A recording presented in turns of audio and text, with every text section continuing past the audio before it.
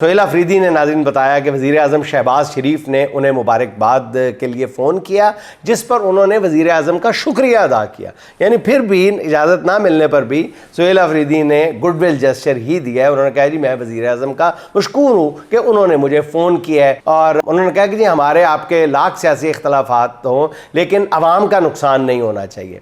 फिर सोहेल अफरीदी ने कहा कि वो अडयाला जेल के बाहर हैं और उन्हें उनके लीडर से मिलने नहीं दिया जा रहा। नाज़रीन, इस पर जो वज़ीर आज़म शहबाज शरीफ साहब ने जवाब दिया है बकौल सोहेल अफरीदी के, वो मेरा ख़्याल है कि किसी भी महज़ब और जमहूरी मुआशरे के मुँह पे ज़ोरदार जन्नाटेदार तमांचा है। बकौल सोहेल अफरीदी वज़ीर आज़म ने जवाब दिया, जब मैंने कहा कि मुझे अपने कायद से मिलने दिया जाए तो वज़ीर आज़म ने कहा कि मैं अभी पूछ कर बताता हूँ। किससे पूछ के बताते हैं वज़ीर आज़म साहब? आपसे ऊपर कौन है? जरदारी साहब। जरदारी साहब से पूछना था आपने। जी है ना नाज़रीन, यही कहना था वज़ीर आज़म साहब का जी मैं पूछ के बताता हूँ।